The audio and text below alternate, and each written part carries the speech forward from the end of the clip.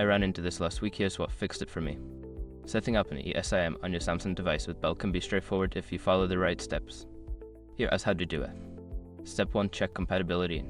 Before activation, use the eSIM link in the description to open the eSIM compatibility checker and confirm your device and carrier are supported. Step 2. Get your eSIM activation code. Contact Bell to request your eSIM activation code. This will usually be sent via email or SMS. Step 3. Open Settings. On your Samsung device, go to the Settings app. Scroll down and select Connections. Step 4. Add Mobile Plan. In the Connections menu, tap on SIM Card Manager, then select Add Mobile Plan.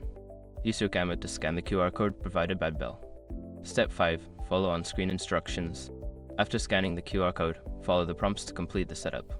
Make sure to restart your device if prompted.